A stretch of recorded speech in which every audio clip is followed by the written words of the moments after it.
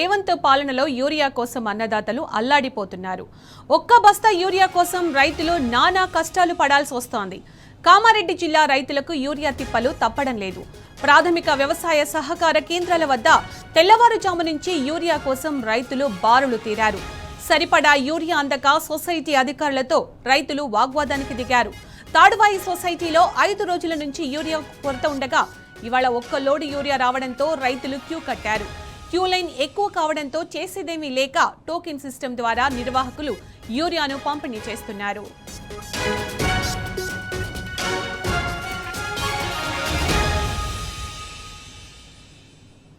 ఇదే అంశానికి సంబంధించి పూర్తి సమాచారం మా ప్రతినిధి రవీందర్ అందిస్తారు. రవీందర్, రేవంత్ పాలనలో అన్నదాతలు నిజంగా అల్లాడిపోతున్నారు.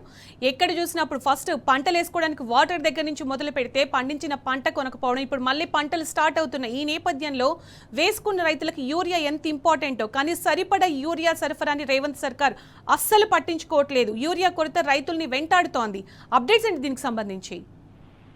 రైతు సునీత, మీరు చెప్పినట్టుగానే కామారెడ్డి జిల్లాలో రోజు రోజుకు యూరియా కొరత వల్ల రైతులు తీవ్ర ఇబ్బందులు ఎదుర్కొంటున్నారు.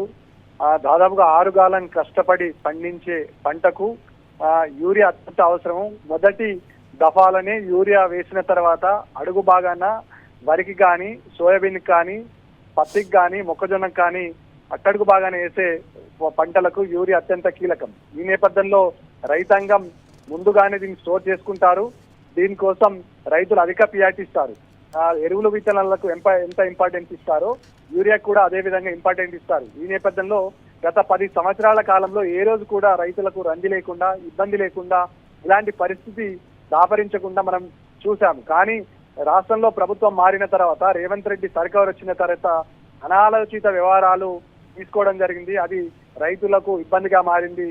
దాదాపుగా కామారెడ్డి జిల్లాతో పాటు ఉమ్మడి నిజామాబాద్ జిల్లాలో ప్రతి ప్రాథమిక వ్యవసాయ సహకార సంఘాల ఆధ్వర్యంలో కొంత మేరకు సబ్సిడీ ద్వారా ఈ ఎరువులు విత్తనాలతో పాటు యూరియాను సప్లై చేస్తారు. ఈ నేపథ్యంలో ఈ వ్యవహారం పైన దాదాపుగా ఎంత యూరియా అవసరము, ఎంత మేరకు ఎరువులు విత్తనాలు అవసరము అనే అంశం పైన ఈ క్లియర్ గా అధికారుల దగ్గర డాటా ఉంటుంది. గత 10 సంవత్సరాల పాటు ఎలాంటి బాధరబందీ లేకుండా రైతులు ఎప్పుడు కావాలిస్తే అప్పుడు ప్రాథమిక వ్యవసాయ సహకార కేంద్రాల నుంచి తీసుకొచ్చుకునే పరిస్థితి ఉంటుంది. కానీ ఈసారి ఖరీఫ్ కు సంబంధించిన యాక్షన్ ప్లాను, వానాకాలానికి సంబంధించిన యాక్షన్ ప్లాను ఈ రెండూ కూడా చేయలేకపోయారు.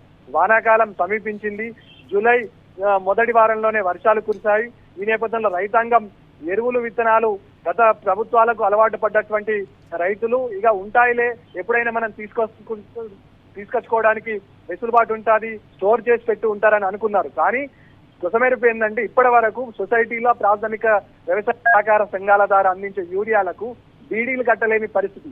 ముఖ్యంగా దీన్ని కేంద్ర ప్రభుత్వం ద్వారా నడిచే ఫ్యాక్టరీలు ఉంటాయి. దీనికి అత్యధికంగా ప్రాథమిక వ్యవసాయ సహకార కేంద్రాల ద్వారా కంచెనగా ఆ సభ్యత్వం కలిగిన రైతులు ఈ ప్రాథమిక వ్యవసాయ సహకార కేంద్రంలో దాదాపు వందలాది మంది రైతులు ఉంటారు. 1200 నుంచి 1300 మంది రైతులు ఉంటారు. ఈ నేపథ్యంలో ఈ రైతులు అందులో సభ్యత్వం అయితే వాళ్ళకి సబ్సిడీ ద్వారా కొంత మేరకు ఈ యూరియా బస్తాలు అందజేయడం జరుగుతుంది. ఈ రైతులకు ఎంత కావాలన్న విషయం ప్రభుత్వం దగ్గర క్లియర్ గా దీనికి సంబంధించిన డాటా ఉంటుంది. కానీ ఏ ఒక్క ప్రాథమిక సహకార సంఘం సొసైటీ అధికారులు కానీ, అదేవిధంగా ఇక్కడ ఉన్నటువంటి చైర్మన్లు కానీ బీడీలు కట్టలేదు. కొసమేరుపు ఏంటంటే ఈ అంశం పట్ల పూర్తిగా వీళ్ళతోని వడ్లు కొనిపించారు. దీనికి సంబంధించిన కమిషన్ రాలేదు. కమిషన్ వస్తేనే ఈ ఎరువులు విత్తనాలు కొనుక్కోవడానికి మాకు వెసులుబాటు ఉంటుందని ఇది సొసైటీ నిర్వాహకులు చెప్తున్నారు. ధాన్యం అయితే కొనిపించారు, అందుకు కొనుగోలు చేసినందుకు దానికి కమిషన్ ఉంటుంది. దానికి సంబంధించిన తీరుతెన్నులు పూర్తిగా ప్రభుత్వం కావాలనే తాత్సారం చేసింది అనే ఆలోచనలకు రైతులు రావడం జరిగింది. ముఖ్యంగా తాడువాయి మండల కేంద్రంలో రైతుల పరిస్థితి అత్యంత దారుణంగా తయారైంది. దాదాపు ఈ ప్రాథమిక వ్యవసాయ సహకార కేంద్రంలో దాదాపు 200 హెక్టార్ల భూమికి సంబంధించిన రైతులు ఇవాళ ఈ ప్రాథమిక వ్యవసాయ సహకార కేంద్రంలో సొసైటీ ద్వారా అందజేసే యూరియా కోసం ఉదయం 4 గంటలకు బారులు తీరిన పరిస్థితి స్పష్టంగా కనబడుతుంది. ఈ నేపథ్యంలో రైతులకు సరిపడా ఎరువులు విత్తనాలు ఇవ్వలేమని సొసైటీ నిర్వాహకులు తేల్చి చెప్పడం జరిగింది. ఈ నేపథ్యంలో టెన్షన్గా రైతులకు వీళ్ళకు ఎంత అవసరం ఉంటుందో అంత మేరకు ఇవ్వాల్సిన అవసరం ఉంటుంది. కానీ ఎకరానికి 5 బస్తాలు మాత్రమే ఇస్తామని సొసైటీ నిర్వాహకులు చెప్పడంతో ఆందోళన వ్యక్తం చేశారు రైతులు. ముఖ్యంగా పోలీసు బందోబస్తుల నడుమ ఇవాళ ఎరువుల పంపిణీ జరుగుతుందంటే పరిస్థితి ఎక్కడి వరకు దాపరించిందో అర్థం చేసుకోవచ్చు. కేసీఆర్ ముఖ్యమంత్రిగా కొనసాగిన సమయంలో ఇలాంటి పరిస్థితి ఏ ఒక్క రోజు కూడా లేదు. కానీ కాలానుగుణంగా మారిన పరిస్థితుల దృష్ట్యా, ప్రభుత్వం మారిన దృష్ట్యా ఇవాళ రైతాంగం పాత రోజులు సమైక్య రాష్ట్రంలో ఏర్పడినటువంటి పరిస్థితులను మళ్ళీ యూరియా కోసం, కరెంటు కోసం, అదేవిధంగా వడ్లను కొనుగోలు చేయాలని డిమాండ్ చేస్తూ ప్రభుత్వానికి వ్యతిరేకంగా నినాదాలు చేశారు. అందులో భాగంగానే ఇవాళ కామారెడ్డి జిల్లాలో ప్రాథమిక వ్యవసాయ సహకార కేంద్రాల ద్వారా నడిచినటువంటి యూరియా సప్లైలో పూర్తి స్థాయిలో ప్రభుత్వం విఫలమైంది. ఒక మొక్కన అగ్రికల్చర్ మినిస్టర్ యూరియా కొరత లేదని చెప్తున్నారు. క్షేత్రస్థాయిలో పరిస్థితి అత్యంత దారుణంగా ఉంది. దీన్ని పట్టించుకునే అధికారులు లేకపోవడంతో రైతులు ఆవేదన వ్యక్తం చేసిన సందర్భం స్పష్టంగా కనబడుతుంది. రైతులు ఒకటే డిమాండ్ చేస్తున్నారు, రైతులకు కావాల్సిన ఎరువులు, విత్తనాలు సకాలంలో అందజేస్తే తప్ప రైతులకు మేలు చేసిన వారు కాదని డిమాండ్ చేసిన పరిస్థితి స్పష్టంగా కనబడుతుంది కామారెడ్డి జిల్లా వ్యాప్తంగా. Sunitha. Right Ravinder, thank you.